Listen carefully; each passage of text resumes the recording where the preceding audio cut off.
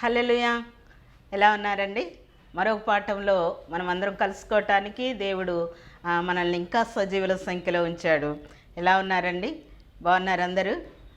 ధన్యులుగా తీర్చబడి దేవుని చేత ఆశీర్వదించబడుతున్నారని ప్రతిదినం మీకోసం నేను ప్రార్థన చేస్తున్నాను. ప్రియులారా, మీరు వింటున్న ఈ ధ్యానాలను వింటున్న మీరందరూ కూడా ధన్యులుగా తీర్చబడి దేవుని రాజ్యంలోకి చేరాలి. మన మెయిన్ గోల్ అదే కదండి. మన గోల్ ఏంటి అంటే మనం ఈ లోకంలో దేవునికి ఇష్టలుగా బ్రతికి ఆ దేవుని రాజ్యమునకు వారసులుగా అవ్వాలి అని. అందుకే కదా అదే యేసయ్య ఈ లోకానికి మనం ఆయన దగ్గరికి వెళ్ళలేమని ఆయనే మన దగ్గరకు వచ్చాడు కదండి.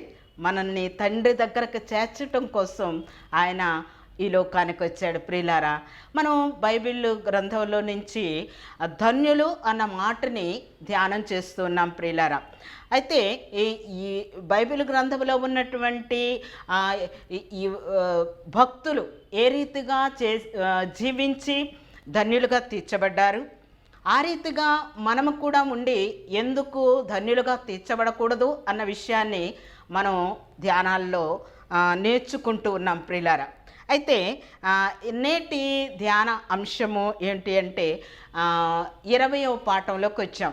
19 పాఠాలు విన్నారండి? 19 పాఠాలు విన్నారా? దేవుడు మీతో మాట్లాడుతున్నాడా? దేవుడు మిమ్మల్ని దర్శిస్తున్నాడా? ప్రియులారా, మీరు ధన్యులుగా తీర్చబడటానికి ఒక్కొక్క మెట్టు ఎక్కుతూ దేవుని సన్నిధికి చేరటానికి ఈ యొక్క అంటే మనం 19 మెట్లు ఎక్కొచ్చామన్నమాట. 19 సార్లు మనం మీరు ధన్యులు ధన్యులు ధన్యులు అని దేవుడు మనతో ఎన్నిసార్లు చెప్పాడు? ఇప్పటికీ 19 సార్లు. 20వ పాఠంలోకి వచ్చా అంటే హాఫ్లోకి వచ్చేస్తామండి. మొత్తం 40 పాఠాలని చెప్పాను కదా, 20వ పాఠంలోకి వచ్చాం మనం. ప్రియులారా, మనం ఈ యొక్క 20వ పాఠంలో ధ్యాన అంశము ఏమిటి అంటే కీర్తనల గ్రంథము 127వ సంకీర్తన 5వ వచనంలో ఉన్న మాటను, ధన్యతని మనం ఈరోజు ధ్యాన అంశముగా కలిగి ఉన్నాం. ప్రియులారా, ఈ కీర్తన సొలొమోను రాశాడండి. దావీదు కుమారుడైన సొలొమోను రాశాడు అని ఆ పై శీర్షికను బట్టి 127వ సంకీర్తన ఆ పై శీర్షికను బట్టి మనం చూస్తూ ఉన్నాం. యాత్ర కీర్తన సొలొమోనుది. సొలొమోను 2 కీర్తనలు రాస్తాడని చెప్పాను కదా, ఇది కూడా సొలొమోను రాసినటువంటి కీర్తన. ఇక్కడ 127 5వ వచనంలో ఏమని ఉంది అంటే వారితో అంటే సంతానముతోటి లేదా గర్భఫలముతోటి తన అంబుల పొది నింపుకున్నవాడు ధన్యుడు అన్న మాటని. ధన్యుడు కదా మన అంశము, ధన్యుడు, ధన్యత. ప్రియులారా, గర్భఫలముతో తమ అంబుల పొదిని నింపుకున్నవాడు ధన్యుడు అన్న మాటని ఈ స్థలంలో చూస్తున్నాం, మనం ఈ లేఖనంలో చూస్తున్నాం. ప్రియులారా, ఇంకొంచెం మనం ఆ మాటకి ఇది 5వ వచనంలో ఉన్నది కదా, నేను 3వ వచనం నుండి చదువుతున్నాను. కుమారులు యెహోవా అనుగ్రహించు స్వాస్యము, గర్భఫలము ఆయన ఇచ్చు బహుమానమే. యవన కాలమందు పుట్టిన కుమారులు బలవంతుని చేతిలోని బాణముల వంటివారు, వారితో తన అంబుల పొది నింపుకున్నవాడు ధన్యుడు. అట్టివారు సిగ్గుపడక గుమ్మములో తమ విరోధులతో వాదించుదురు. అంటే కుమారులు యెహోవా అనుగ్రహించు స్వాస్యము, గర్భఫలము ఆయన ఇచ్చు బహుమానము. దేవాది దేవుడు మనకి బహుమానం ఇవ్వాలి అనుకుంటున్నాడు. ఒక మంచి గిఫ్ట్ మనకి ఇవ్వాలనుకుంటున్నాడు. ఏంటి అంటే గర్భఫలం. ప్రియులారా, ఈ గర్భఫలం అన్నది కేవలము దేవుడిచ్చేది మాత్రమే. ఇంకా మనం ఏదో తాపత్రయపడి ఏదేదో చేసి సంపాదించుకునేది కాదండి ఈ గర్భఫలం అన్నది. ఇది చాలా అమూల్యమైనటువంటి గిఫ్ట్. ఇది దేవుడు మాత్రమే ఇవ్వగలడు. ఇది సర్వాధికారి అయినటువంటి దేవాది దేవుడిచ్చే గిఫ్ట్ గర్భఫలము. ప్రియులారా, గొప్ప వాళ్ళు ఏదన్నా బహుమానం ఇచ్చారనుకోండి, మనకి ఏదైనా గిఫ్ట్ ఇచ్చారనుకోండి, ఏదైనా ముఖ్యమంత్రో రాష్ట్రపతో ఎవరన్నా ఒక గిఫ్ట్, ఒక అవార్డు మనకి ఇచ్చారనుకోండి, దాన్ని మనం చాలా శ్రేష్టమైనదిగా చూస్తాం కదండి. ఎందుకు అంటే గొప్పవాళ్ళు ఇచ్చారు కాబట్టి, దాన్ని అది ఎంత చిన్నదైనప్పటికీ కూడా దాన్ని మనం చాలా అమూల్యమైనదిగా ఎంచుతామండి.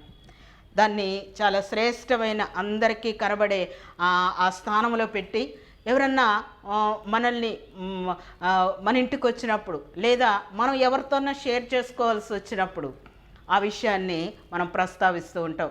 నాకు రాష్ట్రపతి దగ్గర నుంచి అవార్డు వచ్చిందండి, ముఖ్యమంత్రి దగ్గర నుంచి నాకు అవార్డు వచ్చిందండి అంటే గొప్పవాళ్ళు ఇచ్చారు కాబట్టి అది ఒక సర్టిఫికేటే కావచ్చు, చూడటానికి అది ఒక పేపరే కావచ్చు, కానీ అది గొప్పవాళ్ళు ఇచ్చారు కాబట్టి దాన్ని మనం శ్రేష్టమైన స్థానంలో ఫ్రేమ్ కట్టించుకొని చాలా హాల్ రూమ్లో పెట్టుకుంటాం కదండి. కాబట్టి ఎందుకు అంటే అది గొప్పవాళ్ళు ఇచ్చారు కాబట్టి. ప్రియులారా, దేవాది దేవుడు, సర్వాధికారి అయినటువంటి దేవుడు, ఆయన ఇచ్చిన గిఫ్ట్ ఏంటి అంటే గర్భఫలము. నిన్ను నమ్మి దేవుడు నీకు గర్భఫలాన్ని ఇస్తే, నీకు బిడ్డల్ని ఇస్తే, వారిని చెప్పాను కదా, గొప్పవాళ్ళు ఇచ్చిన గిఫ్ట్ని మనం చాలా గొప్పగా చూస్తాం. మరి దేవాది దేవుడు ఇచ్చినటువంటి ఆ గిఫ్ట్ని బహుమానమే అని చెప్పాను కదా, బహుమానమే. కుమారులు యెహోవా అనుగ్రహించు స్వాస్థ్యము గర్భఫలము ఆయన ఇచ్చు బహుమానం. అంటే చిల్డ్రన్, పిల్లలు, మగపిల్లలు కానీ ఆడపిల్లలు కానీ, అది దేవుడిచ్చే గిఫ్ట్. ఆయన గొప్ప దేవుడు, సర్వాధికారి కాబట్టి ఆయన ఇచ్చే బహుమానాన్ని మనం ఎంత వాటిని జాగ్రత్తగా చూసుకోవాలి. నిన్ను నమ్మి దేవుడు నీకు పిల్లల్ని ఇస్తే, లేదా నీ పిల్లలు దేవుడు నీకు ఇచ్చిన తలాంతులు, వాటితోటి నువ్వు ఏ రీతిగా వారిని వినియోగిస్తూ ఉన్నావు, వారిని ఏ రీతిగా పెంచుతున్నావు అన్న విషయాన్ని మనం కొంచెం ధ్యానపూర్వకంగా ఆలోచించాలి. దేవాది దేవుడు ఇచ్చినటువంటి ఆ గిఫ్ట్ని మనం చాలా అమూల్యమైనటువంటి వాటిగా మనం పిల్లల్ని పెంచాలి. దేవుడు మనకిచ్చిన తలాంతులు రేపొద్దున దేవుడు మనల్ని లెక్క అడుగుతాడు. నిన్ను నమ్మి నీకు తలాంతులు ఇచ్చాను, వాటిని ఏ రీతిగా నువ్వు వినియోగించావు, ఏ రీతిగా నా కోసం పెంచావు, ఏ రీతిగా క్రమంగా వారిని పెంచగలిగావు అని దేవుడు మనల్ని తప్పకుండా లెక్క అడుగుతాడని. కాబట్టి మన కుటుంబ విషయంలో, మన బిడ్డల విషయంలో దేవునికి లెక్క ఒప్పజెప్పవలసిన వారిగా మనం ఉంటున్నాం. దేవుడు తప్పకుండా మనల్ని లెక్క అడుగుతాడు.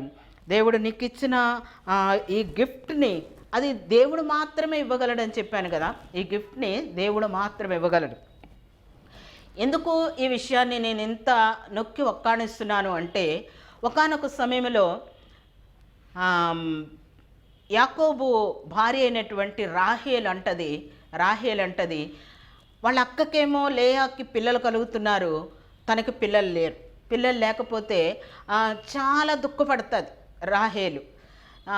దుఃఖపడి తన భర్త అయినటువంటి యాకోబుతో అంటది, నువ్వు నాకు పిల్లల్ని లేకపోతే నేను చచ్చిపోతాను అని అడుగుతుంది.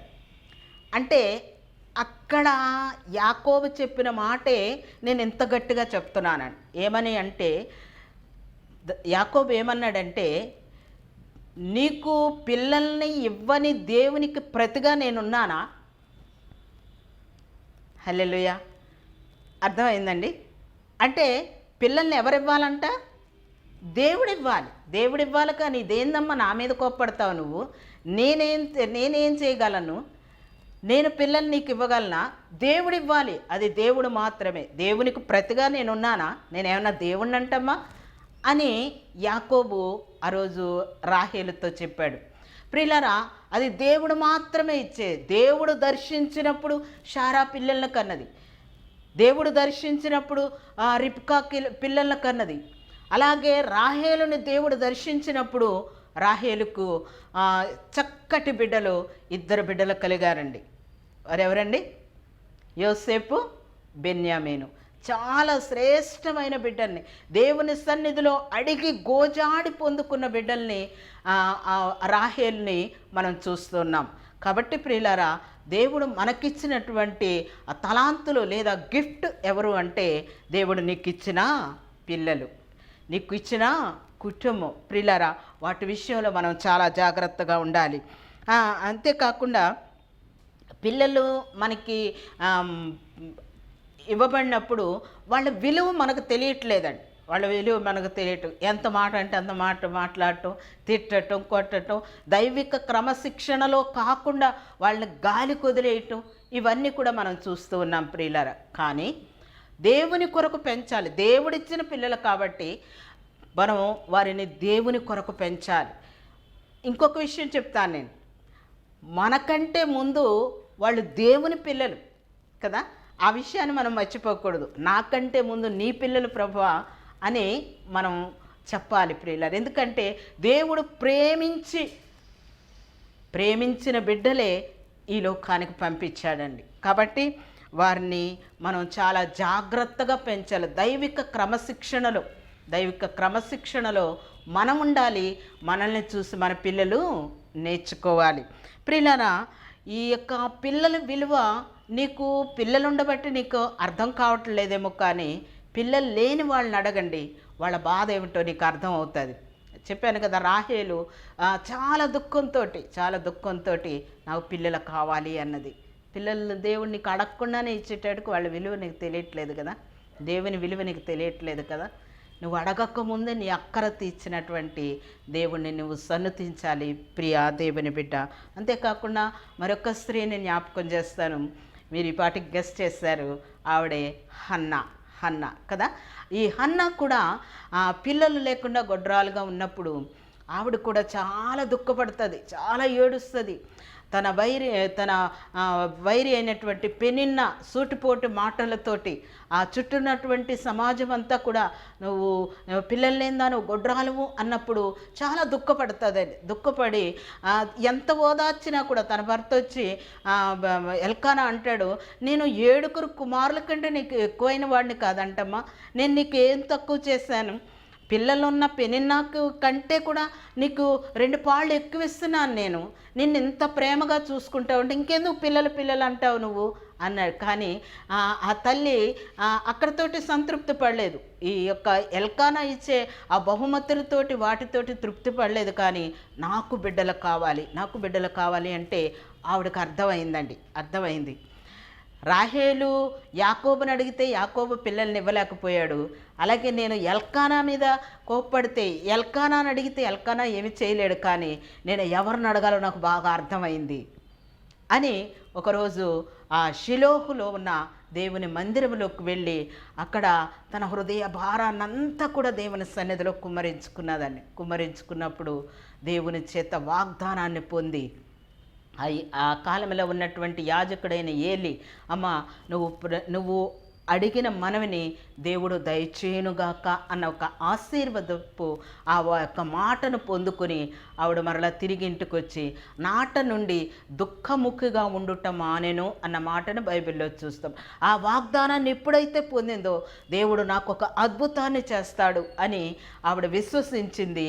ఆ రీతిగా దేవుడిచ్చే ఆ యొక్క సంతానాన్ని పొందుకున్నది. శ్రేష్టమైనటువంటి బిడ్డ, రాజులను అభిషేకించే ఆ సమూయేలుని హన్నా పొందుకున్నది. ఇక్కడ నేను జ్ఞాపకం చేయాలనుకుంటున్న మాట, దేవుడిచ్చిన బహుమానమే బిడ్డలు, అంతేకాని మనం సొంతంగా సంపాదించుకునేది ఏమీ లేదు అన్న మాటని నేను మరొకసారి మీకు జ్ఞాపకం చేస్తున్నాను. అలాంటి పిల్లల్ని మనకి దేవుడిచ్చాడు కాబట్టి మనం దేవుణ్ణి స్తుతించవలసిన వారిగా ఉంటున్నాం. సకల సంపదలు ఉన్న సంతానము లేకపోతే వారు ఎంతగా పరితపించిపోతూ ఉంటారో మనం చుట్టూ ఉన్న సమాజంలో పిల్లల్ని లేని వాళ్ళని అడిగితే వాళ్ళ యొక్క ఆక్రందన మనకు అర్థం అవుతుంది.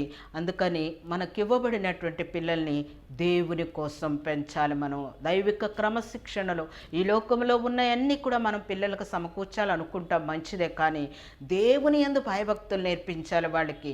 అప్పుడు ఈ లోకంలోనూ పరలోకంలో కూడా బిడ్డలు విస్తారంగా దీవించబడతారు. ప్రియులారా, ఒకానొక సమయంలో మదర్ తెరెస్సాకు ఒక ఆ, అత్యున్నతమైనటువంటి నోబెల్ పురస్కారం అనౌన్స్ చేయబడిందండి.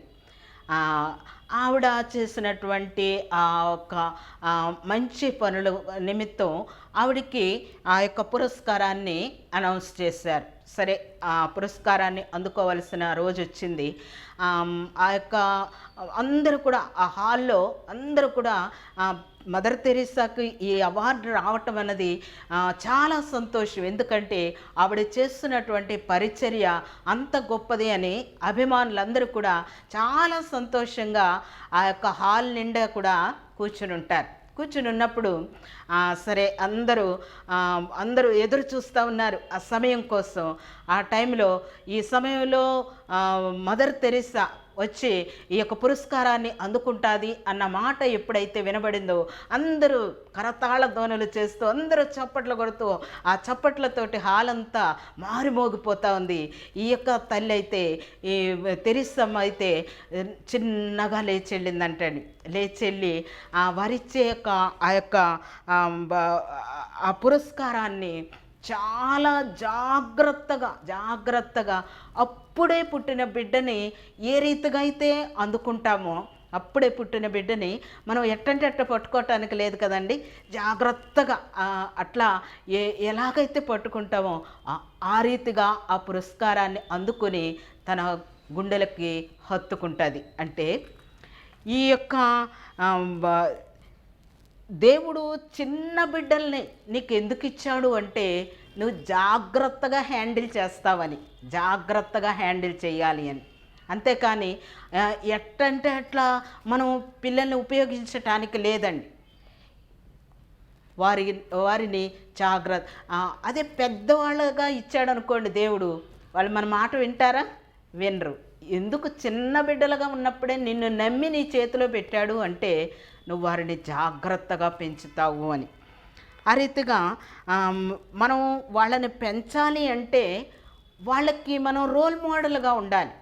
ఎందుకంటే నిన్నే చూస్తుంది, ఒడిలో ఉన్న బిడ్డ నిన్నే చూస్తుంది కాబట్టి నిన్నే ఫాలో అవుతుంది. నీ కుటుంబంలో ఉన్న బిడ్డ ఆ తల్లిని తండ్రిని ఎక్కువగా ఫాలో అవుతుంటారు. కాబట్టి తల్లిదండ్రులుగా ఉన్నటువంటి వారు చాలా జాగ్రత్తగా ఉండాలి.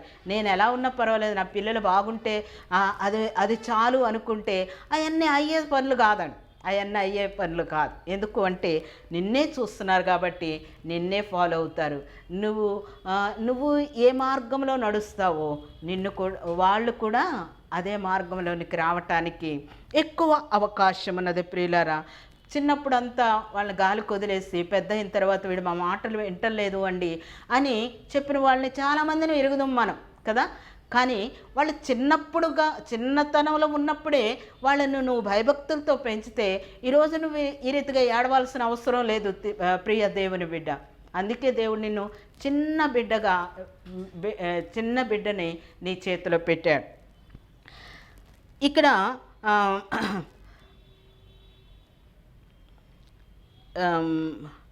యెషయా గ్రంథము 49వ అధ్యాయం 2వ వచనంలో ఒక మాట ఉన్నదండి.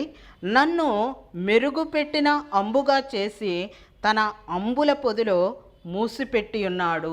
దేవుడు మెరుగుపెట్టిన అంబుగా నన్ను విల్లుగా చేసి తన అంబుల పొదిలో దాచుకున్నాడు. మెరుగుపెట్టిన విల్లుగా మనము తయారు చేసి దేవుని అంబుల పొదిలో, దేవుని కోసం, దేవుని మందిరములో, దేవుని పరిచర్యలో మనం దాచిపెట్టవలసి ఉంటూ ఉన్నాం ప్రియులారా. అయితే ఒకానొక సమయంలో ఇశ్రాయేలీలు దేవుని మాటను మరచి దేవుడు మాటను వినకపోవటాన్ని చూసి దేవుడు ఒక సమయంలో అంటాడు. హోషేయ గ్రంథము 7వ అధ్యాయం 16వ వచనములో వారు నా మీద దురాలోచనలు చేసి నా తట్టు తిరగకుండా అక్కరకు రాని విల్లుల్లాగా ఉన్నారు అని దేవుడు వాపోతున్నాడు ప్రియులు. అక్కరకు రాని విల్లులాగా, మెరుగుపెట్టిన విల్లులాగా చేయాలని మీ చేతికిస్తే వాళ్ళు ఏమైపోయారు అంటే అక్కరకు రాని విల్లులాగా తయారయ్యారు. పనికి రావట్లేదండి. పనికిరాని వాళ్ళని, పనికి మాలిన వాళ్ళని మనం తయారు చేయకూడదండి. దేవునికి పనికిరారు, సమాజానికి పనికిరారు, చివరికి నీకు కూడా పనికి రాకుండా నీ చేతికి కూడా అందకుండా పోతారు. ప్రియులారా, దేవుడు మనం ఆ మాట మనం చూసాం, తన వారితో అంటే గర్భఫలముతో తన అంబుల పొదిని నింపుకున్నవాడు ధన్యుడు. మెరుగుపెట్టిన అంబుగా నీ బిడ్డను నువ్వు తయారు చేయాలి. పనికిరాని విల్లులాగా తయారు చేయకూడదు. పనికిరాని విల్లులాగా మనము వారిని తయారు చేయకూడదు. ప్రియులారా, పిల్లల విషయంలో మనం చాలా జాగ్రత్తగా ఉండాలి. దేవునికి లెక్క ఒప్పజెప్పాలి.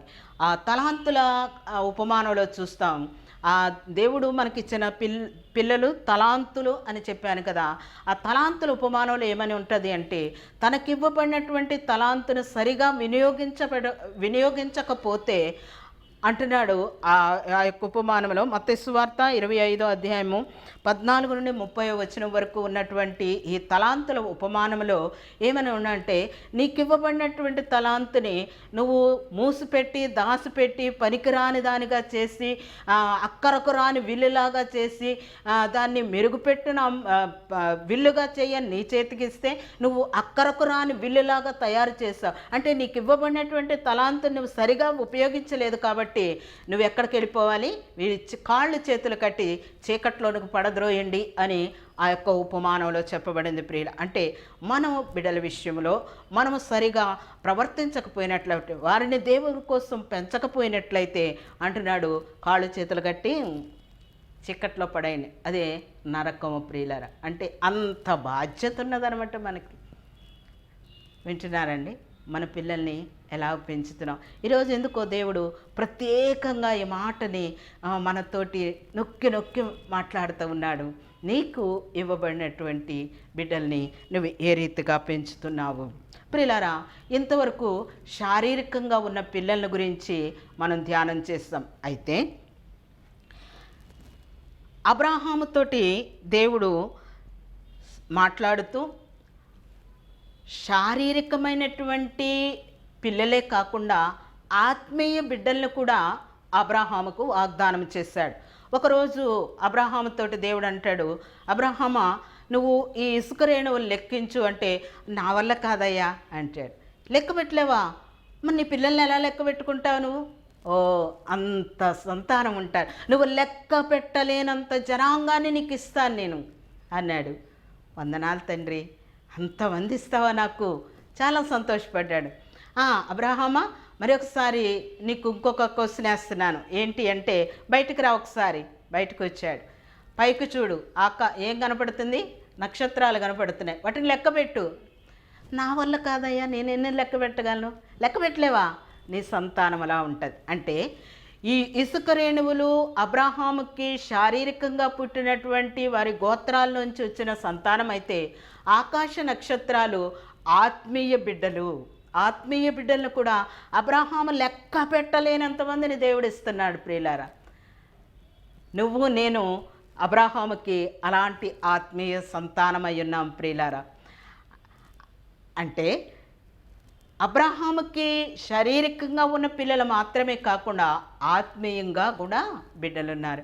ఈ రోజున బిడ్డలు లేరని దిగులుతోటి ఉన్న దేవుని ప్రియ చెల్లి, దేవుని ప్రియ బిడ్డ, దేవుడు అంటున్నాడు, ఆత్మీయ బిడ్డల కణాలను ఆత్మీయంగా ఆత్మలను సంపాదించి నీ అంబుల పొదిలో దాచుకో. ఆత్మీయ బిడ్డలను పొందుకుని నువ్వు వారిని మెరుగుపెట్టిన విల్లుగా తయారు చేయి.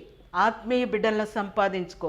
ఈ శారీరకంగా ఉన్న ఈ లోకపరంగా ఉన్న పిల్లలతోటి పెద్దగా ప్రయోజనం లేకపోవచ్చు, కానీ నువ్వు రేపు నిత్యత్వంలోకి వెళ్ళినప్పుడు ఎంతమంది బిడ్డలను సంపాదించావు అని దేవుడు అడుగుతాడు. దాన్ని బట్టి ఆ యొక్క బహుమానాలు ఉంటాయండి.